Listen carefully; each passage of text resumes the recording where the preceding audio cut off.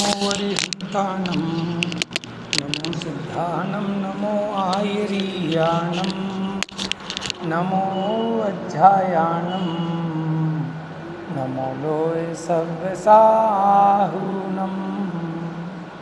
वन्दितु सर्वसिद्धे ध्रुवमचलमणोवमं गदिं पत्ते वोच्छामि समयपाहुड नमो सुध केवली भणिदं नमः समयसाराय स्वानुभूत्या चकासते चित्स्वभावाय भावाय सर्वभावान्तरक्षिदे निज स्वरूप को परम रस जामे भरो अपार वंदो परमानंदमय समय सार अभिकार।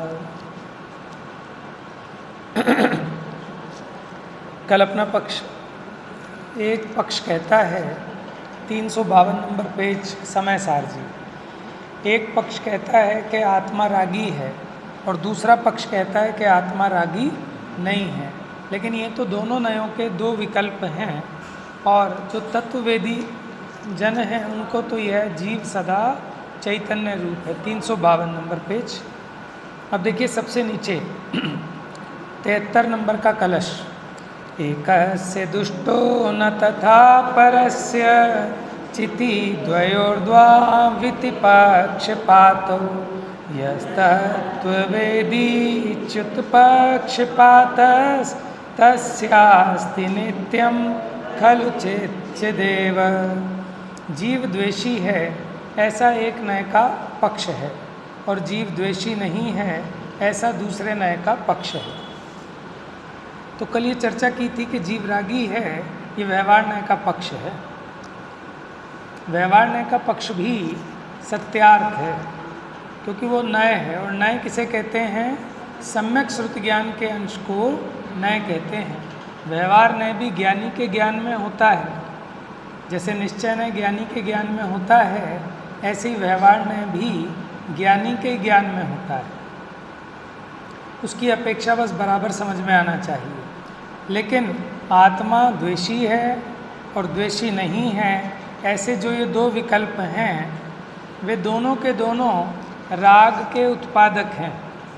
इसलिए चित्त स्वरूप जीव के संबंध में दो नयों के दो पक्षपात हैं। जो तत्ववेत्ता पक्षपात रहित हैं उसे निरंतर चित्त स्वरूप जीव चित्त स्वरूप ही है। एक और पढ़ लेते हैं।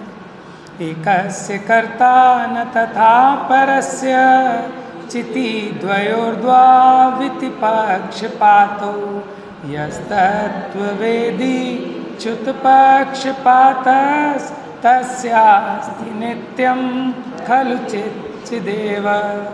जीव करता है ऐसा एक नय का पक्ष है और जीव करता नहीं है ऐसे दूसरे नय का पक्ष है।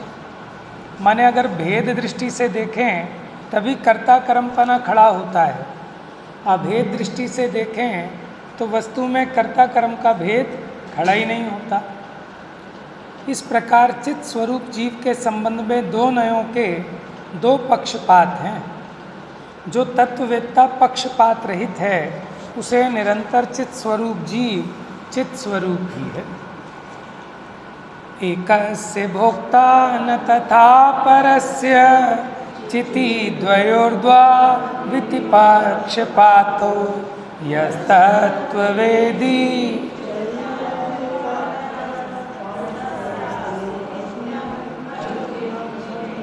एक नय से जीव भोक्ता है और एक नय से अभोक्ता है, लेकिन ये दोनों ही दो नयों के पक्षपात हैं और इन पक्षपात से रहित वो वस्तु तो चैतन्य स्वरूप है अनुभव में। अब आइए अपने विषय पर चलते हैं कि कल हमने पढ़ा था कि पक्षपात किसे कहते हैं। तो किसे कहते हैं पक्षपात? कल कहा था ना, याद रखना, कल पूछेंगे। हमने उदाहरण दिया था वकील का, गुरुदेव का। तो पक्षपात किसे कहते हैं? किसी व्यक्ति या समूह के संबंध में, ठीक है ना, राग द्वेष के कारण जो पक्ष है वही पक्षपात है। जो सत्य का पक्ष है वो पक्ष नहीं है, वास्तव में निष्पक्षता है। फिर कोई ये कहता है कि साहब देखो हमें तो राग द्वेष नहीं है, हम तो निष्पक्ष हैं, जैसे दिगंबर वैसे ही श्वेतांबर, जैसे सच्चे वीतरागी गुरु वैसे ही रागी गुरु, हमारे लिए तो सब एक समान है। जैसे मुनिराज के लिए अरिमित्र महल मसान कंचन कांच निंदन तुतिकरण अर्घावतारण असी प्रहारण में सदा समता धर। अरे भैया समता रखते हैं, दोनों को समान नहीं मानते, महल को महल शमशान को शमशान, जो जैसा है उसे बराबर वैसा जानते मानते हैं, लेकिन राग द्वेष नहीं करते। इसलिए हमने कहा कि उनको ये सब समान है। इसका मतलब ये नहीं है कि वो दोनों एक समान है, माने उनको न किसी से राग करते हैं न किसी से द्वेष करते हैं। तो ये तो मिथ्यात्व है क्या, कि हमारे लिए तो सब देव एक जैसे हैं, हमारे लिए तो सब समान है। इसका नाम निष्पक्षता नहीं है, इसका नाम अज्ञान है। आइए पेज नंबर 103, पॉइंट नंबर 4, बात चल रही है उदाहरणों के द्वारा कि पक्षपात क्या है और निष्पक्षता क्या है। भारतीय राजनीतिक जगत में आज धर्मनिरपेक्षता और सांप्रदायिकता, ये दो शब्द सुने होंगे आपने। इन दो शब्दों का प्रयोग बहुत होता है। यदि कोई हिंदू नेता मुसलमानों के पक्ष की बात करता है तो हम उसे कहते देखो कितना धर्मनिरपेक्ष है, और हिंदू हितों की बात करता है वो हिंदू नेता हिंदू हितों की बात करें तो कहेंगे सांप्रदायिक है, और वही हिंदू नेता मुसलमानों के हितों की बात कर ले तो कहेंगे कैसा धर्मनिरपेक्ष है। वस्तु स्थिति यह है कि भारत में वैधानिक रूप से रहने वाले सभी जातियों तथा वर्गों के लोग भारत के नागरिक हैं, अतः सभी को शिक्षा, स्वास्थ्य, रोजगार आदि की सुविधाएं समान रूप से मिलनी ही चाहिए। भाषा या जाति के आधार पर विकास की नीतियां बनाना पक्षपात होगा कि हिंदुओं के लिए ज़्यादा फैसिलिटी, मुसलमानों के लिए कम, ये पक्षपात होगा। और आवश्यकता के अनुसार जाति आदि से निरपेक्ष रहकर विकास के प्रयास करना ये निष्पक्ष कहा जाएगा। यदि कोई राष्ट्रद्रोही या आतंकवादी है तो उसे न्याय व्यवस्था के अनुसार न्यायालय से सजा दिलाना शासन का कर्तव्य है। यदि नियम अनुसार मानवीयता के आधार पर शासक उसे क्षमा करके फांसी की सजा निरस्त कर दे तो भी ये निष्पक्षता होगी। लेकिन अगर राजनैतिक स्वार्थवश उसे क्षमा किया जाए, उसके लिए घोषित सजा को टाल दिया जाए, क्यों कि पक्षपातवश, किसी एक सरकार को वोट बैंक बढ़ाने के लिए कि मुसलमान आतंकवादी था, अब उसकी फांसी की सज़ा माफ़ कर दी तो मुस्लिमों के वोट सारे अपने हो जाएंगे, इस कारण अगर उसकी सज़ा माफ़ की तो ये पक्षपात होगा। पॉइंट नंबर 5, राजनीतिक जीवन में नेता भले पक्षपात से ग्रस्त हों परंतु व्यक्तिगत व्यवसाय में सभी निष्पक्ष वर्तन करते हैं। जैसे कोई भी दुकानदार, अब उसकी दुकान पे कोई भी ग्राहक आए तो वो ये नहीं देखता कि हिंदू है कि मुसलमान है, उसके हिसाब से भेदभाव नहीं करता। डॉक्टर इलाज करते समय ग्राहक या मरीज की जाति आदि आर्थिक स्थिति से प्रभावित हुए बिना उन्हें माल बेचते हैं। तो ये कहता है कि भंगिए में से माल नहीं बेचूंगा, ये मुसलमान है, इसको भगा दो मेरी दुकान से। ना तो कोई डॉक्टर ऐसा कहता है ना कोई दुकानदार। क्यों कि वो इन सब चीज़ों से निष्पक्ष है, क्योंकि उसको तो सिर्फ एक प्रॉफिट से मतलब है। ईमानदार कर्मचारी और अधिकारी भी जनता की गरीबी, अमीरी या जाति आदि को देखे बिना योग्यता, पात्रता के आधार पर उनसे व्यवहार करते हैं, तो ये उनका निष्पक्ष वर्तन कहलाता है। इसी प्रकार वस्तु को उसके स्वभाव से ही देखने पर, अर्थात उसमें पर्यायगत संयोग आदि है या नहीं, कर्मोपाधि है या नहीं, राग है या नहीं, इस प्रकार विधि निषेध के विकल्प नहीं करने पर ही वस्तु की निर्विकल्प अनुभूति संभव है। माने यद्यपि वो बात ठीक है, लेकिन अभी इसके विकल्प करेंगे कि आत्मा में राग है या नहीं, बंध है या नहीं, कर्मोपाधि है या नहीं, तो ये विकल्प के कारण निर्विकल्प अनुभूति नहीं होगी। एक काल्पनिक घटना के आधार पर विधि निषेध के विकल्पों से उत्पन्न आपत्ति को समझा जा सकता है कि आप हाँ कहें तो विकल्प है ही, और ना कहें तो भी विकल्प है। एक बार एक सज्जन अपने मित्र के साथ किसी पार्टी में गए। संयोगवशात उनका सूट लॉन्ड्री से धुलकर नहीं आ पाया, तो उन्हें उनके मित्र ने अति आग्रह करके अपना सूट पहना दिया। पार्टी में वह मित्र अपने किसी अन्य मित्र से उन सज्जन का परिचय कराते हुए अन्य बातों के साथ साथ ये भी बोल पड़े कि बस इन्होंने जो सूट पहन रखा है वह मेरा है।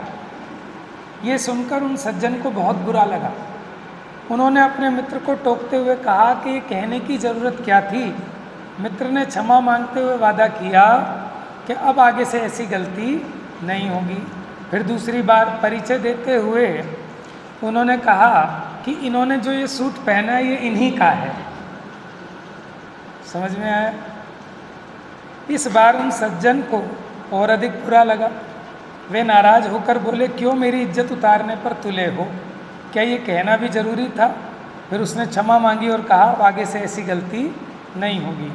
फिर तीसरी बार पुनः परिचय का प्रसंग बना और उससे ये कहे बिना नहीं रहा गया कि देखो ये सूट किसका है, इसके बारे में मैं कुछ नहीं कहूँगा। वे सज्जन पुनः बहुत नाराज हुए और कहा कि तुम सूट के बारे में सोचो ही नहीं, ऐसा नहीं हो सकता क्या? इस प्रसंग में सूट के बारे में कोई विकल्प ना होना यही पक्षातिक्रांत की स्थिति है। अब ये तो विकल्प है कि मेरा है, कि मेरा नहीं है, कि इन्हीं का है, कि मेरे से इसके बारे में मत पूछना, लेकिन विकल्प तो वही चल रहा है।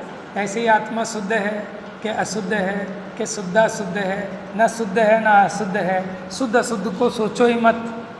ऐसा भी क्यों सोचना? इसी प्रकार आत्मा में कर्म नहीं है, राग नहीं है, इस संबंध में कोई विकल्प नहीं करना, ऐसे विकल्प भी निर्विकल्प आत्मानुभूति में बाधक ही हैं। अतः चैतन्य रस का वेदन ही, माने इन विकल्पों के बारे में कोई सोचना नहीं, बस निर्विकल्प होकर उस चैतन्य का रसास्वादन करना, यही पक्षातिक्रांत दशा है और यही मोक्ष मार्ग है। पॉइंट नंबर 7, वस्तु की विकल्पात्मक महिमा भी न्याय पक्ष ही है। माने अगर हम उसके बारे में महिमा कर रहे हैं कि ये तो बहुत बढ़िया है, शुद्ध है, बुद्ध है, एक है, ये जो विकल्पात्मक महिमा है ये भी पक्ष है। जैसे एक महिला साड़ी खरीदते समय 25-30 साड़ियों में से एक साड़ी पसंद करती है और जो साड़ी नहीं लेना है उनकी कमी देखकर उन्हें नहीं लेने का निर्णय करके सामने से हटा देती है। मानो उसने व्यवहार का पक्ष छोड़ दिया, माने जो नहीं चाहिए रिजेक्टेड, उसको अलग कर दिया, व्यवहार का पक्ष तो छोड़ दिया। और जिसे खरीदना है उनकी खूबियों का भली भांति विचार करके उसे खरीद लेती है। मानो वो शुद्ध न्याय के पक्ष में आ गई, लेकिन जब वो साड़ी पहनती है तब उन खूबियों का, माने उसकी कीमत, रंग, डिज़ाइन, कितनी मुश्किल से मेरे को एक पीस था मिला है, इसका विकल्प ना करके मात्र पहनने का आनंद लेती है। यही उसकी पक्षातिक्रांत है, अनुभूति है उस साड़ी के संबंध में। ऐसे लौकिक प्रसंगों के माध्यम से पक्ष और पक्षातिक्रांत दशा का स्वरूप भली भांति समझा जा सकता है। इस विवेचन द्वारा पक्षातिक्रांत का स्वरूप विभिन्न उदाहरणों द्वारा समझने पर भी आत्मानुभूति के संबंध में जिन आगम में उपलब्ध प्रमाणों के संदर्भ में इस विषय की मीमांसा आवश्यक है। अतः इस गंभीर और गहन विषय को कुछ प्रश्नोत्तरों के माध्यम से स्पष्ट किया जा रहा है। न्याय पक्ष और पक्षातिक्रांत से क्या आशय है? न्याय पक्ष से आशय किसी न्याय के विषय संबंधी विकल्पों से है। क्या मतलब न्याय पक्ष? कि उस न्याय संबंधी, माने जो न्याय का विषय है उसके संबंध में उठने वाले रागात्मक विकल्प, उसका नाम है नए पक्ष। आत्मा कर्मों से बंधा है, अशुद्ध है, अनेक रूप है, ऐसे पर्यायगत भेदों का विचार करना ये व्यवहार न्याय का पक्ष है। आत्मा कर्मों से अबद्ध है, शुद्ध है, एक रूप है, ऐसे शुद्ध न्याय के विषय संबंधी विकल्प ये शुद्ध न्याय का पक्ष है। आत्मा कर्मों से बंधा है या नहीं बंधा है, इस प्रकार कर्मों की अपेक्षा विचार न करके उसे मात्र चैतन्य स्वरूप ही अनुभव करना ये पक्षातिक्रांत दशा है। तो 142 नंबर की गाथा जो यहाँ पढ़ी थी उसकी आत्मख्याति टीका में पंडित जयचंद जी छाबड़ा भावार्थ में लिखते हैं कि जीव कर्म से बंधा है तथा नहीं बंधा है, ये दोनों नए पक्ष हैं। उनमें से किसी ने बंध पक्ष ग्रहण किया, उसने विकल्प ही ग्रहण किया, और किसी ने अबंध पक्ष ग्रहण किया तो उसने भी विकल्प का ही ग्रहण किया, और किसी ने दोनों पक्ष लिए तो उसने भी पक्ष रूप विकल्प का ही ग्रहण किया। परंतु ऐसे विकल्पों को छोड़कर जो कोई भी पक्ष को ग्रहण नहीं करता वही शुद्ध पदार्थ का स्वरूप जानकर उस रूप समय सार को, शुद्धात्मा को प्राप्त करता है। नए पक्ष को ग्रहण करना राग है, इसलिए समस्त नए पक्ष को छोड़ने से वीतराग समय सार हुआ जाता है। माने जो नए पक्ष है उस नए संबंधी जो राग है उस राग को छोड़ने से वीतराग हुआ जाता है। संक्षेप में कह सकते हैं कि वस्तु स्वभाव का अनुभव पक्षातिक्रांत दशा है, और उसके स्वभाव के संबंध में जो विचार हैं, जो विकल्प हैं, वो शुद्ध न्याय का पक्ष है। और संयोग, विकार या जो भेद संबंधी विकल्प हैं वो व्यवहार न्याय का पक्ष है।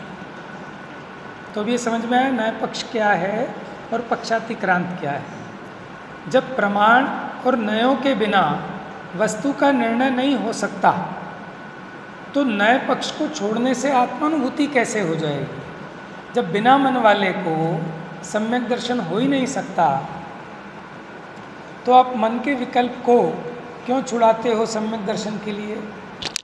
तो यहाँ वो कहते हैं, आचार्य अमृतचंद्र आचार्य कलश 69 में कहते हैं, ये भी पढ़ा था हमने, या एव मुक्त्वा नय पक्षपातम स्वरूप गुप्ता निवसन्ति नित्यम विकल्प जालच्युत शांत चित्ता ताएव साक्षात अमृतम पिबंती। जो नए पक्षपात को छोड़कर सदा स्वरूप में गुप्त होकर निवास करते हैं और जिनका चित्त विकल्प जाल से रहित शांत हो गया है,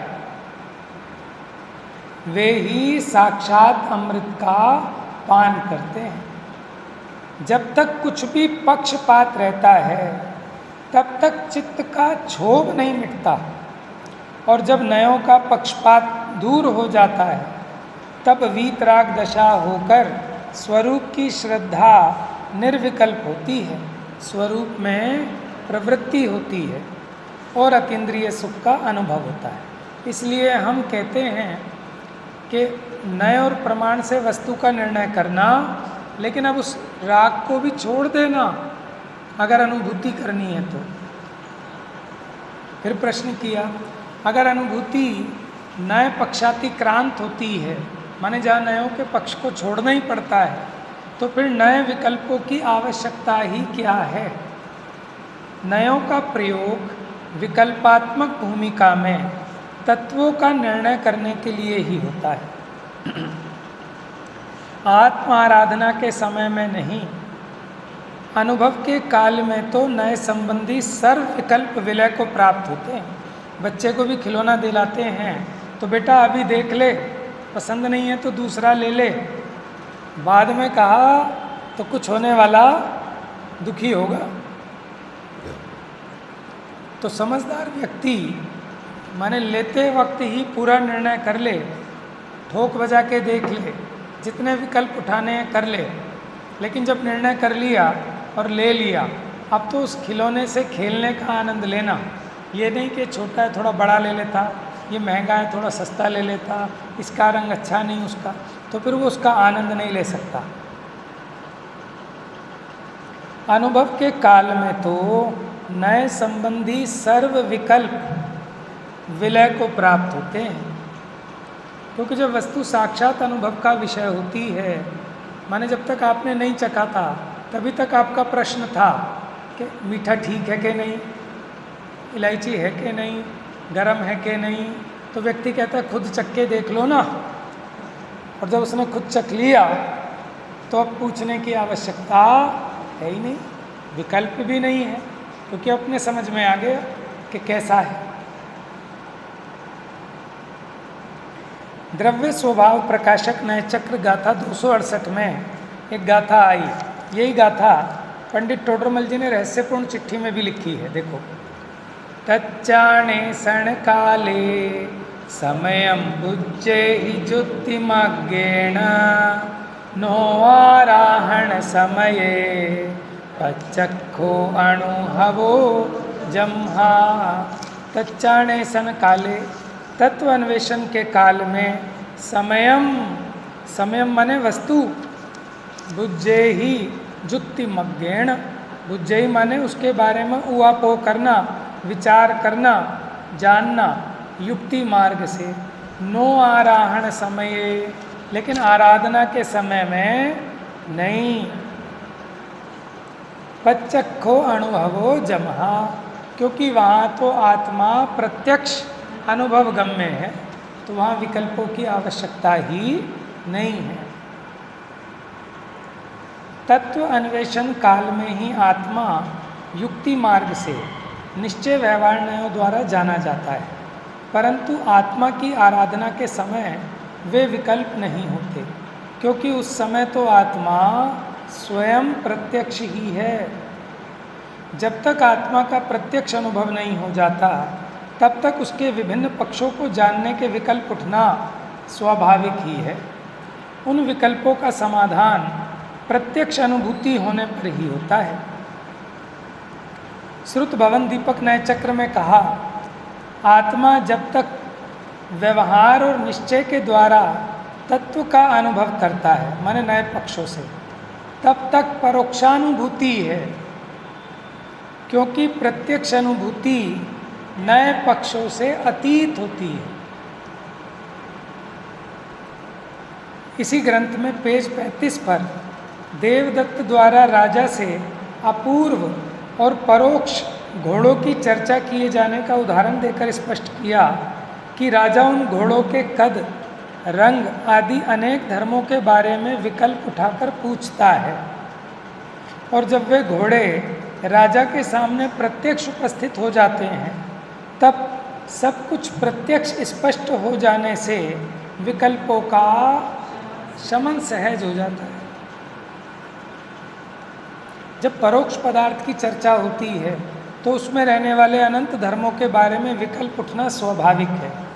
अतः शुद्धात्म तत्व के निर्णय के काल में अनेक विकल्प सहज उठते हैं, लेकिन प्रत्यक्ष अनुभव होने पर अब उन विकल्पों का अभाव होता है, और ये स्वाभाविक है, सहज सिद्ध है।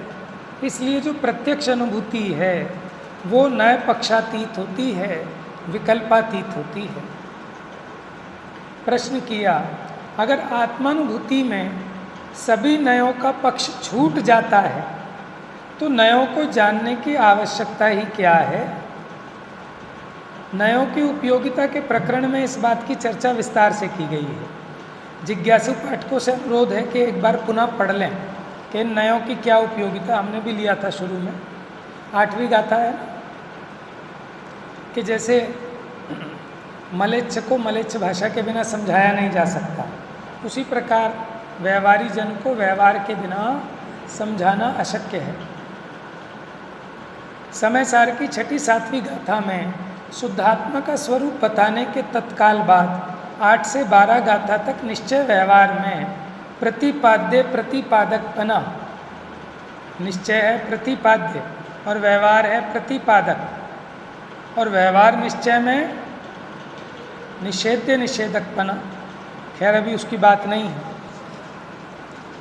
तथा व्यवहार न्याय की अभूतार्थता और शुद्ध न्याय की भूतार्थता का वर्णन किया। आचार्य उमा स्वामी ने भी सूत्र लिखा, प्रमाण न्याय अधिगमा। प्रमाण और न्यायों के द्वारा वस्तु का ज्ञान होता है। संक्षेप में हम कह सकते हैं कि आत्मानुभूति के लिए न्यायों को जानना भी जरूरी है, लेकिन यदि नए विकल्पों में उलझे रहकर आत्मा का साक्षात्कार करके निर्विकल्प अनुभूति का सहज पुरुषार्थ नहीं किया तो आत्मानुभूति होने वाली नहीं।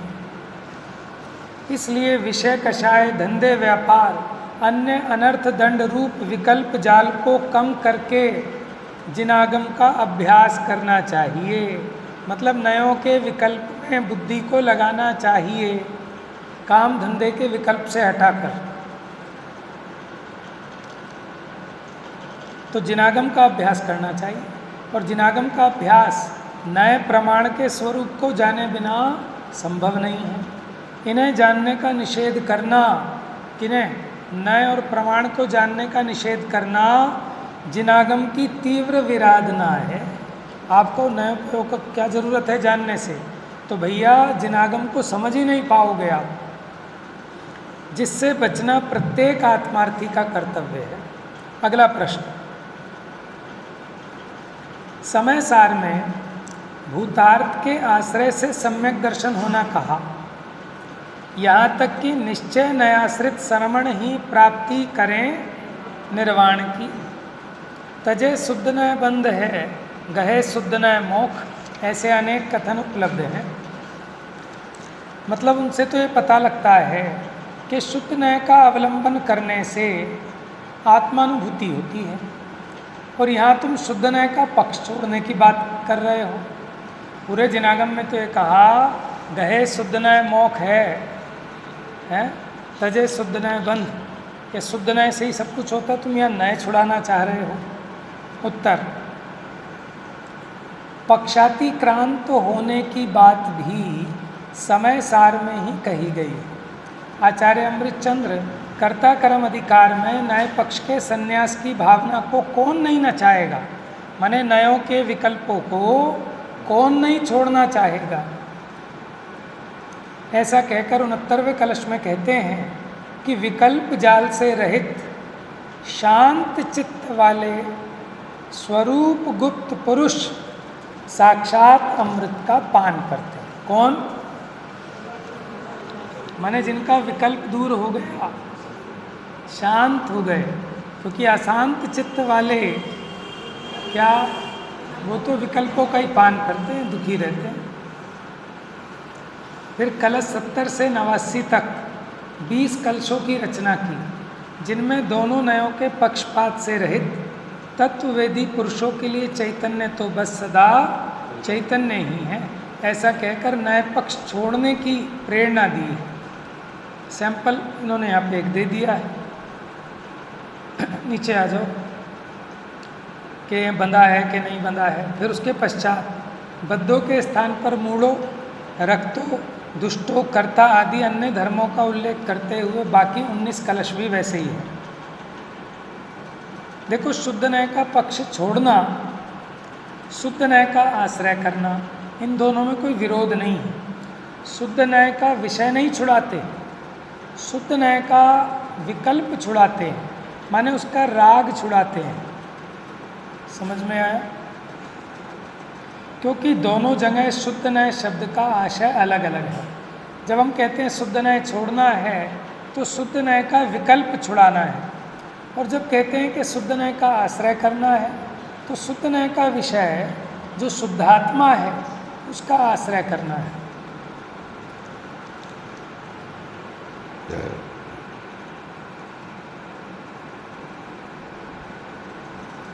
यह भी विशेष ध्यान देने योग्य बात है कि शुद्ध न्याय का विकल्प, शुद्ध न्याय का विकल्प छुड़ाया है, शुद्ध न्याय का विषय नहीं छुड़ाया। जबकि व्यवहार न्याय का विकल्प तो छुड़ाया ही है, उसके विषयभूत संयोग, विकार और भेद का लक्ष्य भी छुड़ाया है। यही कारण है कि व्यवहार को मात्र जाना हुआ प्रयोजनवान कहा है। प्रश्न किया कि जब हमें तत्वाभ्यास करना हो तब इसी प्रक्रिया में नए पक्ष होते हैं या इसके अतिरिक्त भी नए पक्ष होते हैं। अनादि से हमने शरीर आदि पर पदार्थों को ही आत्मा माना है। ये अनादि अग्रहित मान्यता को व्यवहार का पक्ष बताते हुए पंडित जयचंद जी छाबड़ा 11वीं गाथा के भावार्थ में लिखते हैं। देखो, जिस व्यवहार का निषेध कर रहे हैं ना पंडित जयचंद जी छाबड़ा, वो किस व्यवहार का, कि शरीर को आत्मा कहने वाला जो व्यवहार नय है उसका निषेध कर रहे हैं। प्राणियों को भेद रूप व्यवहार का पक्ष तो अनादिकाल से ही है कि मनुष्य है, त्रियंच है, नारकी है, देव है, ऐसा जो भेद रूप व्यवहार है उसका पक्ष तो जीवों को अनादि से है। और इसका उपदेश भी बहुधा सर्व प्राणी परस्पर करते हैं तथा जिनवाणी में भी व्यवहार का उपदेश शुद्ध नय का हस्तावलंबन जानकर बहुत किया है, किंतु उसका फल क्या है? संसार है, मन राग द्वेष है। शुद्ध नय का पक्ष तो कभी आया नहीं कि जीव मनुष्य त्रियंच नारकी देव नहीं है, ये चैतन्य स्वरूप है। ऐसा पक्ष कभी जीव को आया नहीं अनादिकाल से।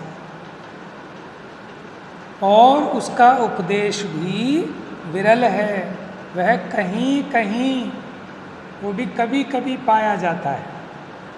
इसलिए उपकारी श्री गुरु ने शुद्ध नय के ग्रहण का फल मोक्ष जानकर उसका उपदेश प्रधानता से दिया है कि शुद्ध नय भूतार्थ है, सत्यार्थ है, इसका आश्रय लेने से सम्यक दृष्टि हो सकता है। ये 11वीं गाथा की टीका है।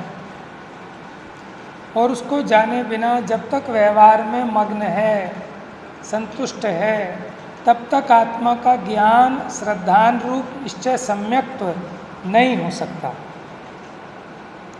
तो यहाँ पंडित जी ने भेद रूप व्यवहार का पक्ष अनादि से है ये बात स्वीकारते हुए उसका फल संसार बताया है। ध्यान देने योग्य बात है, व्यवहार के पक्ष का फल संसार कहा है, व्यवहार नय का फल नहीं। क्या बात? व्यवहार का पक्ष वो संसार का कारण है, व्यवहार नय नहीं। व्यवहार नय तो ज्ञानी को ही होता है, लेकिन उसका पक्ष तो अज्ञानी को अनादि से है। जहाँ देह आदि में एकत्व बुद्धि रूप मिथ्यात्व, उसी को व्यवहार का पक्ष कहा है। अनादि काल से इस जीव को कभी शुद्ध नय का पक्ष भी नहीं आया। शुद्ध नय रूप परिणमन या उसके आश्रय की बात तो बहुत दूर। शुद्ध नय के पक्ष से आश्रय शुद्धात्मा की बात सुनकर अपूर्वता भाषित होना, अहो मुझे तो इन बातों की खबर ही नहीं थी, ऐसा लगा ही नहीं इसको आज तक। प्रसन्नता होना, उसके अनुभव की प्यास लगना, ये सम्यक्त्व से पहले होने वाले भाव, इसको कह रहे हैं कि शुद्ध नय का पक्ष तो कभी आया ही नहीं। यहाँ ये समझने की बात है कि अज्ञानी जीव को तत्व निर्णय की प्रक्रिया में व्यवहार नय का विषयभूत आत्मा आत्मानुभूति के लिए प्रयोजनभूत नहीं है। माने ये संसारी है, ये रागी द्वेषी है, आत्मानुभूति के लिए समझ में इसको गौण करना होगा। तो ये प्रयोजनभूत नहीं है, वो तो मात्र जानने योग्य है। और शुद्ध नय का विषयभूत शाश्वत ध्रुव चैतन्य पिंड द्रव्य दृष्टि का विषय सदा एक रहने वाला ऐसा शुद्धात्मा ही वास्तविक आत्मा है, माने प्रयोजनभूत। अतः उसी का अवलंबन करने योग्य है। ये शुद्ध नय का पक्ष है। ऐसा यथार्थ निर्णय पर ही जीव को आत्मानुभूति की पात्रता प्रकट होती है। माने इसको पहले शुद्ध शुद्ध का निर्णय होता है, और जो शुद्ध स्वरूप है वो उपादेय लगता है, उसको मुख्य करता है, तब इसके अनुभूति की पात्रता होती है। पंडित जयचंद जी छाबड़ा ने शुद्ध नय का फल मोक्ष बताया। शुद्ध नय के पक्ष का फल नहीं, शुद्ध नय का फल मोक्ष है, पक्ष का नहीं।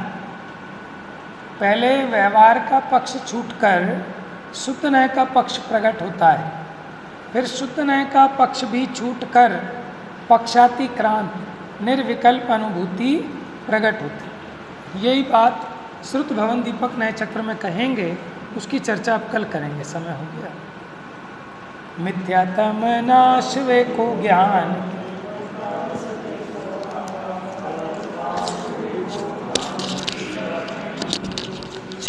द्रव्य जान वे को